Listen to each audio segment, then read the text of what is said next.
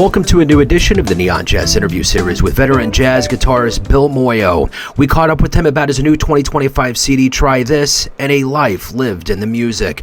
Growing up in South Portland, Maine, he picked up guitar at the age of 8 and later studied with a local guitar teacher before making his professional debut at the age of 15. After finishing high school, he was accepted to the prestigious Berklee College of Music after spending decades on the casino circuit in Las Vegas, Reno, and Lake Tahoe.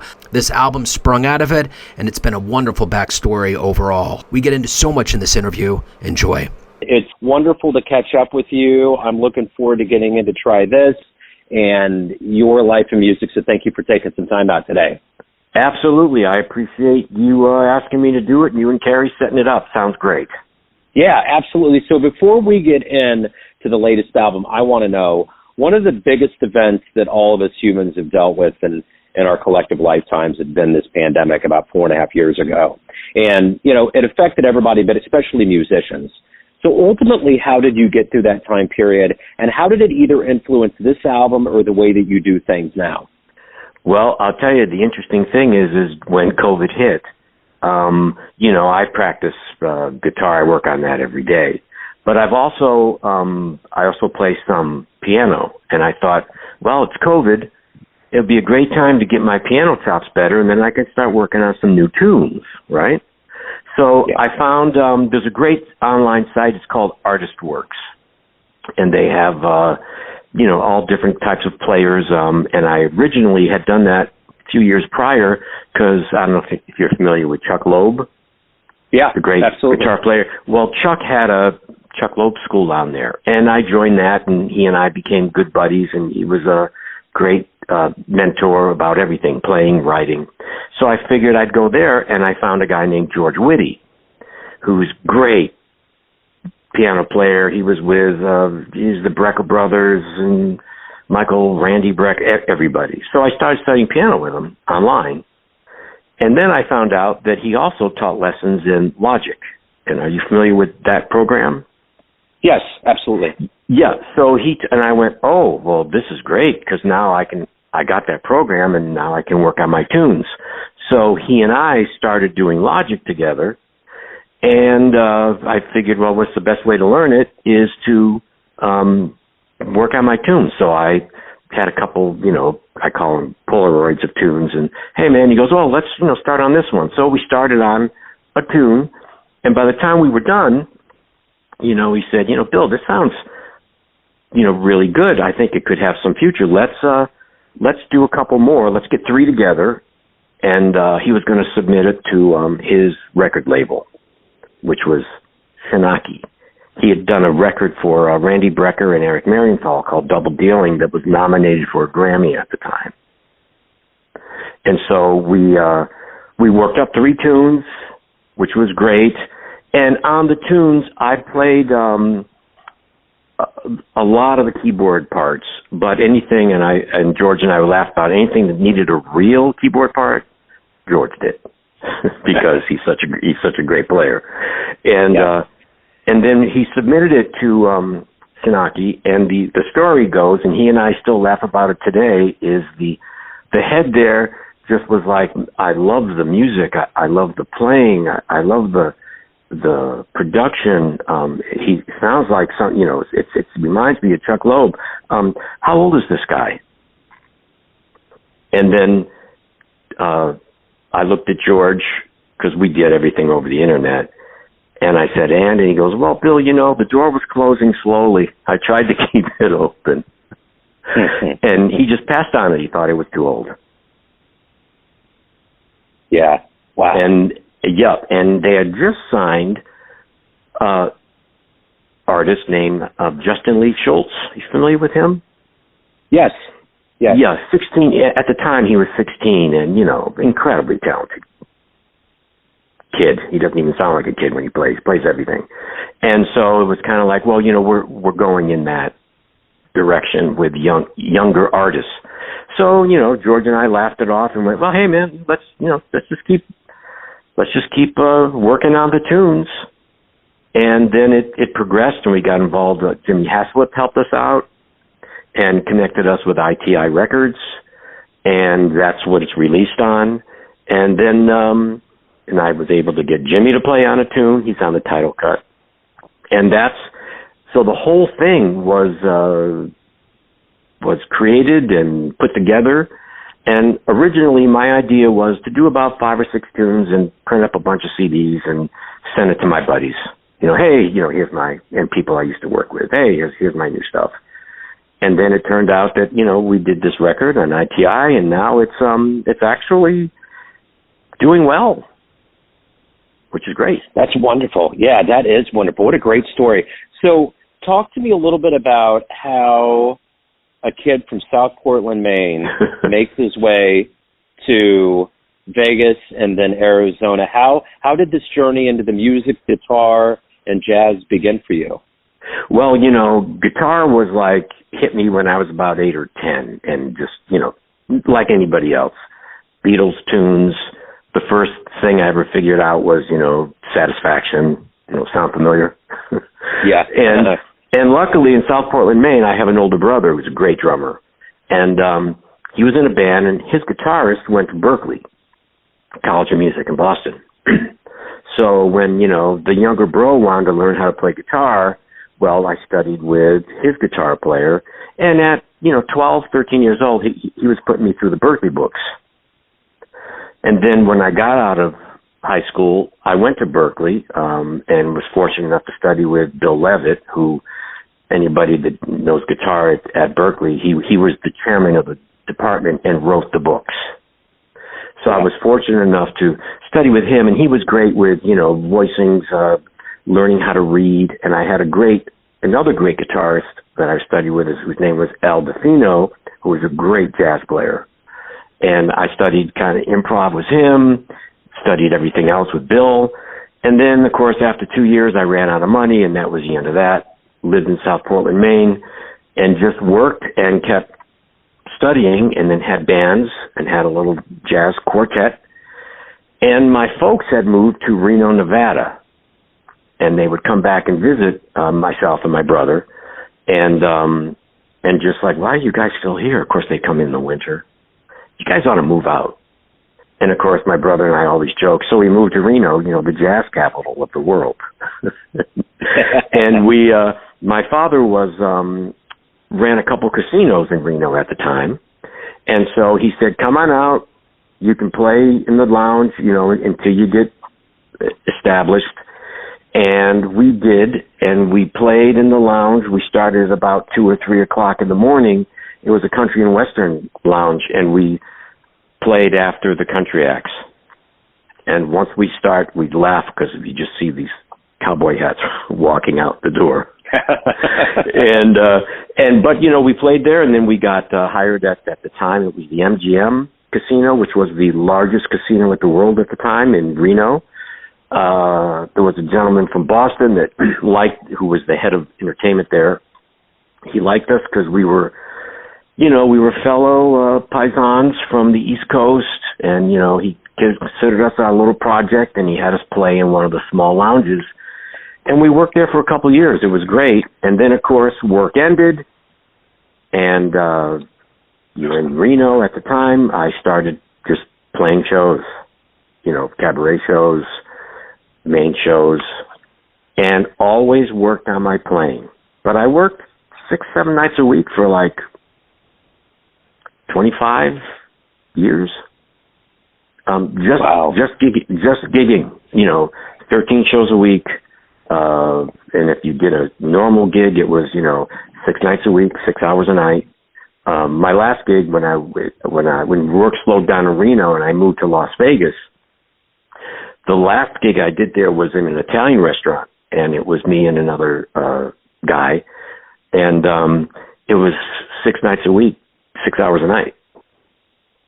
And, they would put through, in the beginning, they'd put through almost 800 to 1,000 people a night through that restaurant. It was kind of like a very, it was an Italian, it was called Lancelota Pasta.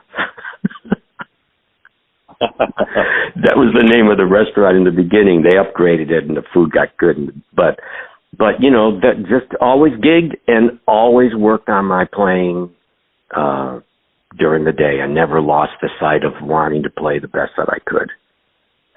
And then I was fortunate enough, and I worked the same thing in Vegas.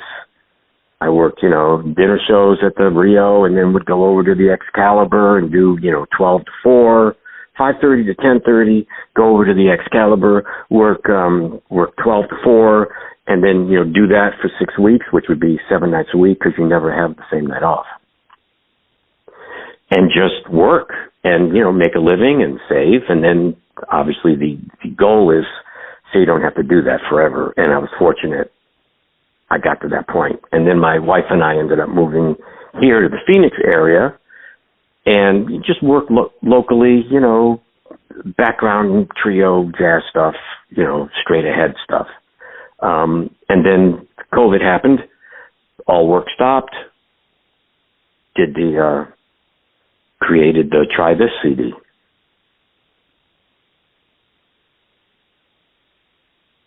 So talk to me a little bit about, you've been at this for a long time. What has been the best part of being a professional musician? What has motivated you to get up every day to create this music and to keep this going? For me, it's the inside of me. It's that competitive. I'm constantly in competition with myself to become a better player. And I love working on new stuff.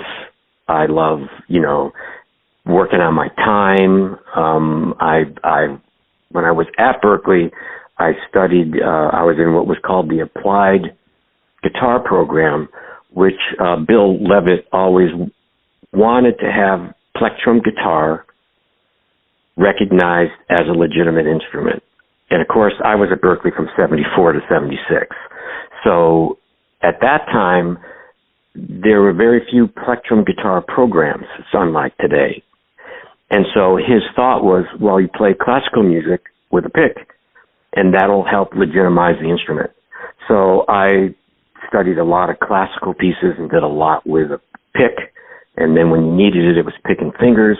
And I still do that today. I have classical pick style studies I read out of the Bach sonatas and partitas.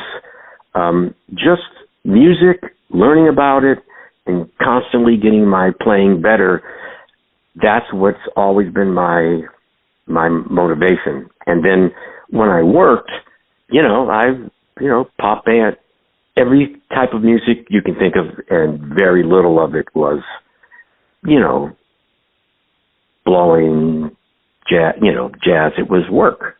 But that enabled me to keep my passion for just wanting to be a better player. And that's what still inspires me today. I have the guitars around the house, whether I'm watching the TV at night, in my studio, wherever I am, there's a guitar, and I'm, working on this thing. That's what inspires me to keep doing it. Being somebody that's done quite a bit of live music in your life, take me back to the beginning. What was the first live show, jazz or otherwise, that you saw that made you think, wow, that would be the place that I would like to be? I'd love to do that one day. I don't know if it was a show, but I can tell you the recording. I was about 14, and I was in my guitar teacher's basement, and he said, let me play you something. And he put on George Benson, Beyond the Blue Horizon album, So What? And I heard that, and I just looked at him, and I went, that's just amazing. Now, I was 14, so of course my first question was, does he know how to play chords? Right? Because it's all single line.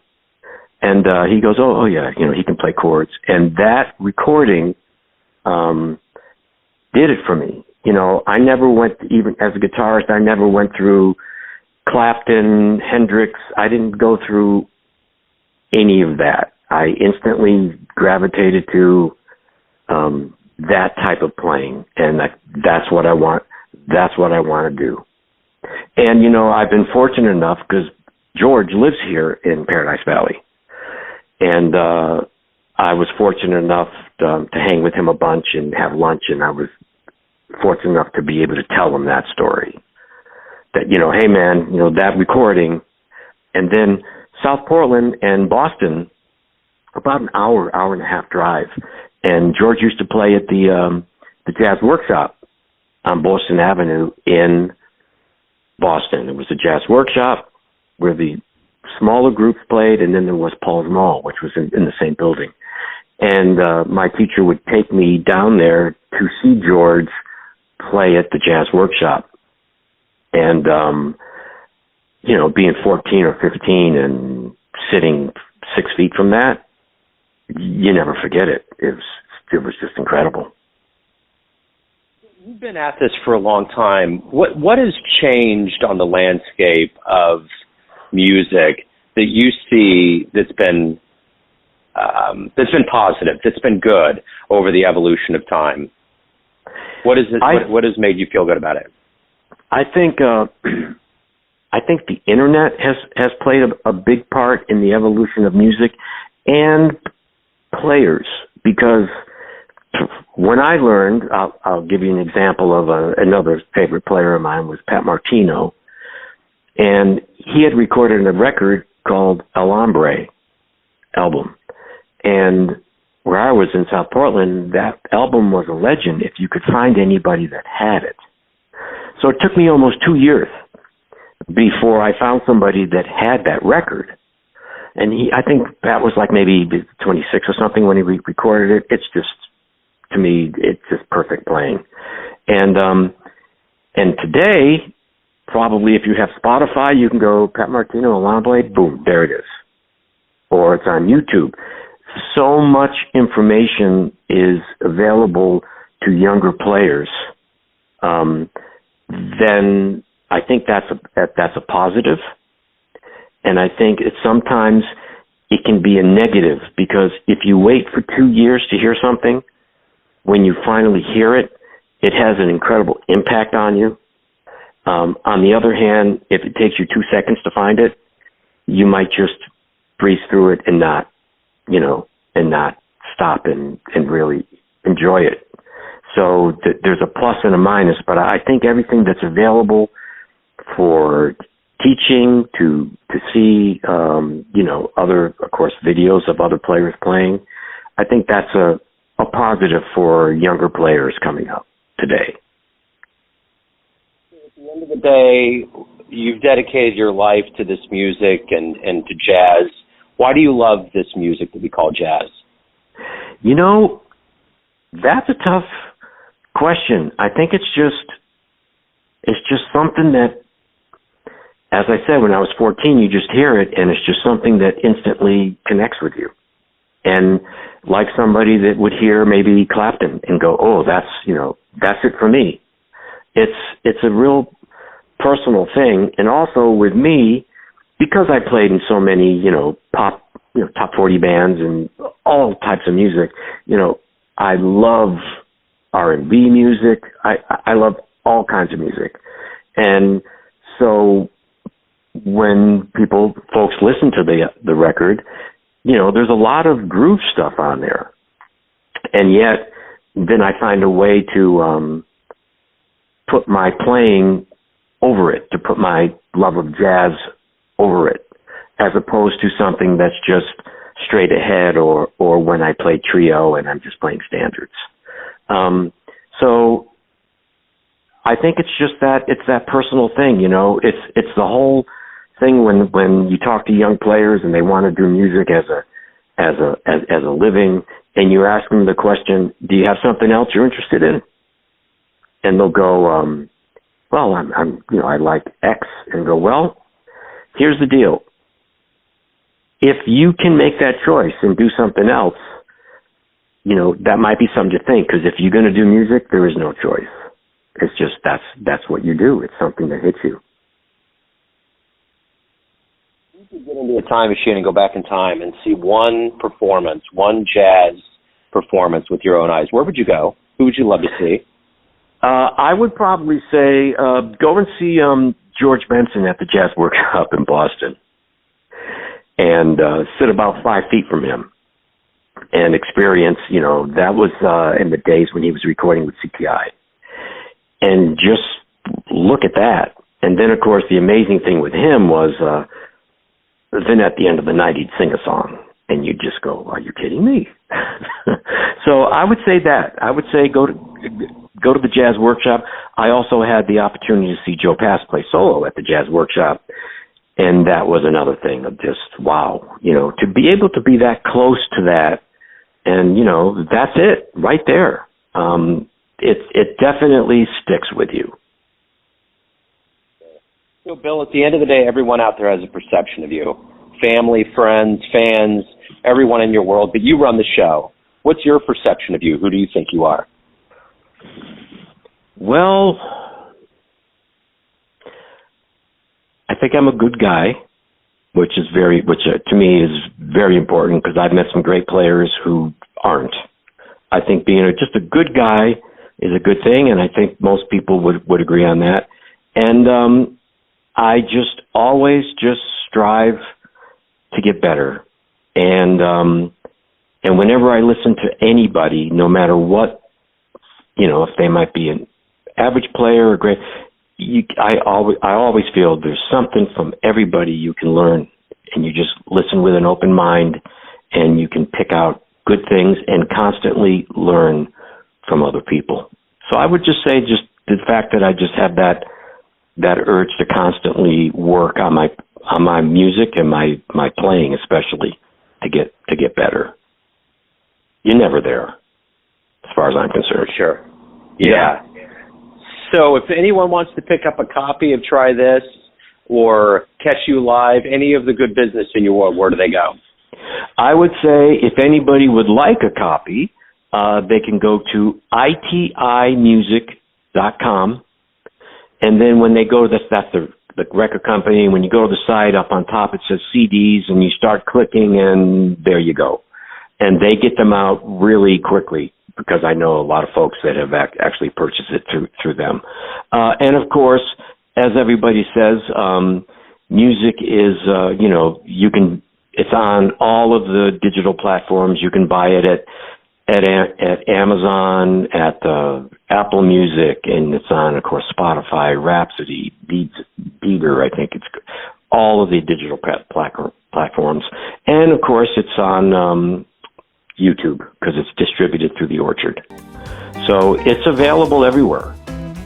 If you want a hard copy and you still have a CD player, you can get them direct from the record company at itimusic.com.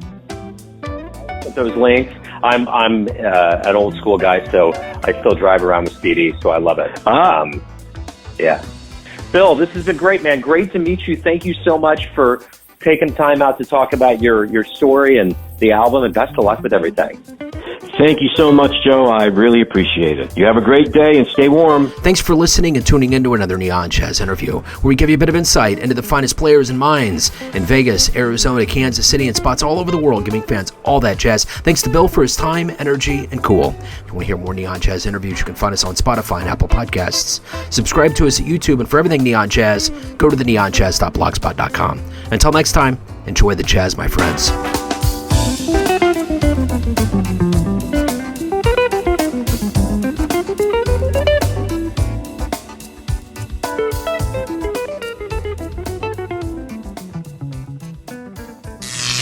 Neon Jazz.